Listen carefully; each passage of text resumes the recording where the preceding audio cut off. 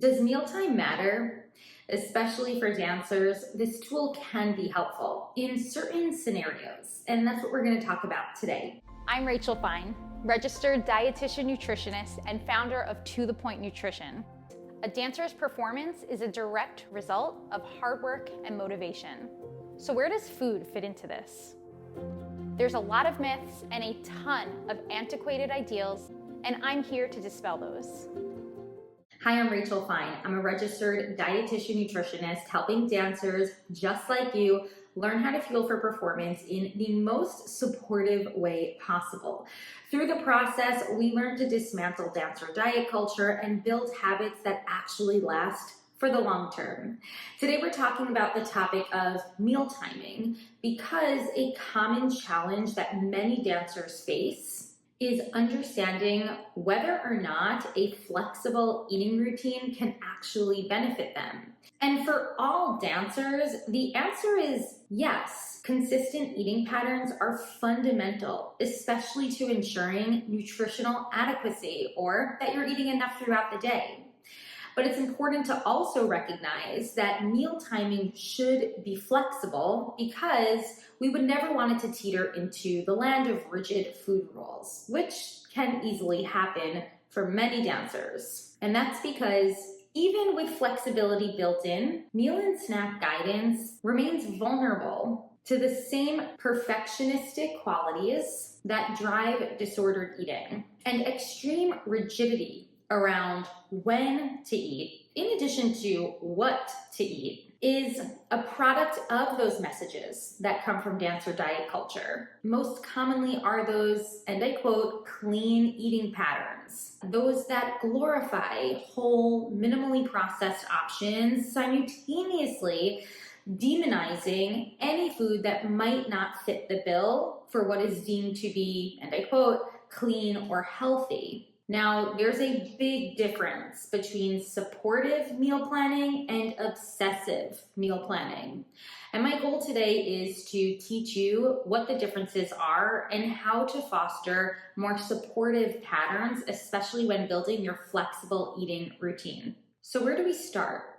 Well, I first want you to recognize that every day is different. We are not robots. And how you eat on one day can look similar or very different to how you are fueling your body on another day. The goal is ultimately to move through all of your days with ease, not feeling overwhelmed by that same guilt and stress that often drives disordered eating. Schedules change, spontaneous events, they come up. Abrupt cancellations, I just had one the other day.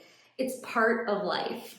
Understand, especially for my dancers who often desire the comfort they feel when feeling in control, understand that there could be a lot of discomfort, especially with scheduling changes. So I want you to first start to recognize the practicality of changes, recognize that every day won't look the same, and make space for the potential that that discomfort might come up, and it's okay. In this instance, we want to learn how to navigate through discomfort because that sense of discomfort is going to be inevitable. I also want you to recognize that nourishment is both necessity and a form of self-care.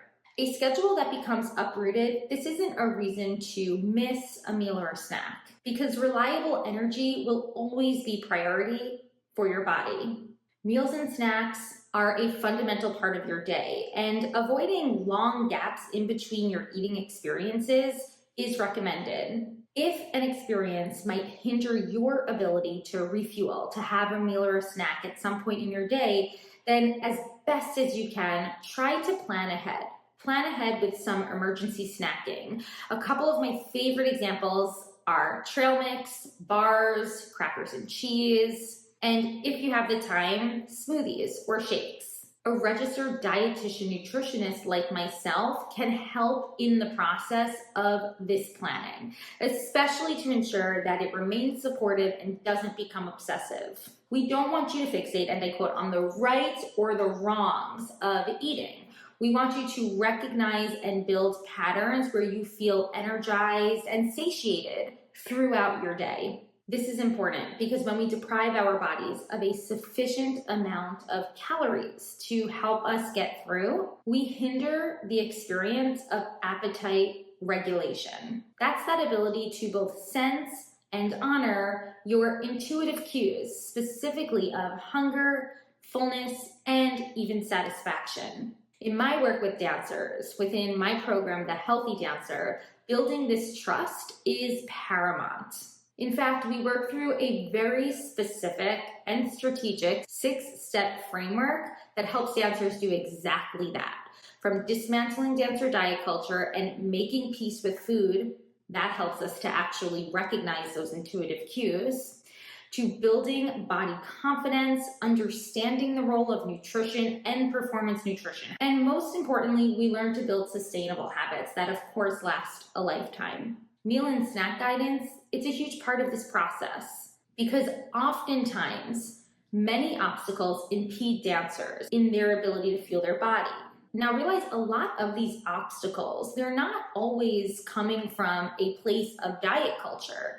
Time constraints, financial constraints, even food allergies and intolerances can all impede on a dancer's ability to fuel their bodies on any given day. So that flexible meal and snack guidance, that ability to plan supportively and not obsessively, can seriously help in those instances where getting in enough during the day can be quite challenging. I like to think of it as a cast around a broken bone. Just like a cast is allowing internal healing to happen, a flexible eating routine is providing external structure to help support more appetite regulation. This is of most important for dancers who might have to restore weight, especially after losing a significant amount of weight, whether it's from dieting, restrictive eating, an eating disorder, or maybe an injury, being out of the studio for a long time, sickness, and so forth. But this journey, the journey of rebuilding appetite regulation so that we can finally rely more on those internal cues of hunger and fullness and less on that external but flexible eating routine,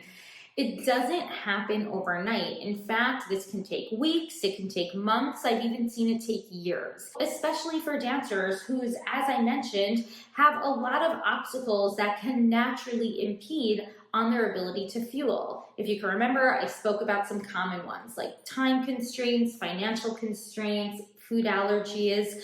There's also the mere fact that dance as an intense physical activity can naturally blunt our intuitive cues of hunger, therefore making those cues quite unreliable, especially on a very busy and active dance day. It's also possible that given the baseline presence, unfortunately, of dancer diet culture, a dancer's ability to rely on those cues of hunger and fullness could ebb and flow throughout their life. So having the tool of a flexible eating routine, knowing how and when to implement it, can be extremely helpful. Anytime you're feeling a bit dysregulated in your appetite or in your eating patterns, this is a perfect time to implement strategies of flexible meal timing. And like I said before, working with a registered dietitian nutritionist will be an extremely helpful step in making sure you're doing this in a way that is most supportive. One question that always comes up about meal timing for dancers is nighttime eating and whether or not dancers should be eating during the evening hours. Now, it's very common for dancers, especially my youngest dancers, to dance well into the evening. Even when you're not performing, you might be taking class after your academic schedule. Classes can go as late as 9:30 p.m. So generally speaking, dancers do benefit from a nighttime recovery meal or snack, depending on how they've eaten earlier in their day. Not only does this support muscle recovery goals after intense dancing, but it still helps to ensure that we are meeting our nutritional needs and getting in enough food throughout the day. Now, there is no single right time to eat dinner. Some dancers prefer their dinner earlier, before hours long of dancing, while other dancers like to take advantage of the evening to sit down, unwind, relax, and get in a larger meal. So the best time to eat your dinner or your evening meal, this is going to be a time that's individual for you. If you do choose an earlier dinner, I'm talking like 4, 5, maybe even 6 p.m., it's very likely that you will need an evening snack to help support those recovery goals. And on the flip side, if you tend to eat your dinner in the later evening hours, 8, 8:30, 9, 9:30 p.m., maybe even as late as 10 or 11 p.m., then it's very likely that you're going to need 1, 2, maybe even 3 snacks to get you through that long bout of dancing through the afternoon and evening. And this is again where that flexible eating routine does come into play, and packing those emergency snacks will always benefit the process. For most dancers, getting in something, a meal or a snack prior to dancing, is definitely going to help sustain their energy. But the worry often comes down to whether they're feeling too full to dance. If that's the case, consider smaller, more energy-dense options. One of my favorite, peanut butter and jelly sandwich or a wrap, that can help to support your energy needs until your next available opportunity to get a refuel in. Now, for some dancers who might feel that they are famished, especially for my dancers who are coming home from school, it's 2:30, 3, maybe even 3:30 p.m. Sometimes these dancers need a larger, more sufficient meal to make up from the inability to get in a full meal while at school and then have to get through the evening hours of dance. In these cases, I often recommend have that larger meal in the afternoon, pack those snacks to get you through dance, and then likely you'll need some additional meal or larger snack through those evening hours as well. For my dancers who struggle with experiences like acid reflux before going to bed, this is again where that smaller, more energy dense or calorie dense meal or snacks, you're getting more nutrition, more calories into a smaller volume of food, is going to be incredibly helpful. Aim to have it about an hour before you're due to go to bed. That will help to aid in the digestive process, hoping to alleviate any potential symptoms of reflux. Now, there are additional ways to help the potential for discomfort in the evening hours. Light movement, foam rolling, deep breathing, meditation can also be of benefit.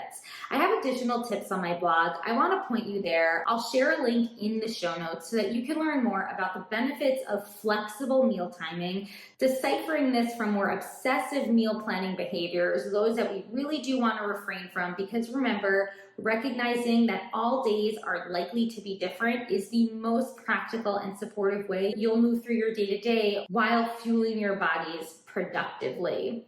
I'm sharing more links in the show notes. Until next time, I'll talk to you soon.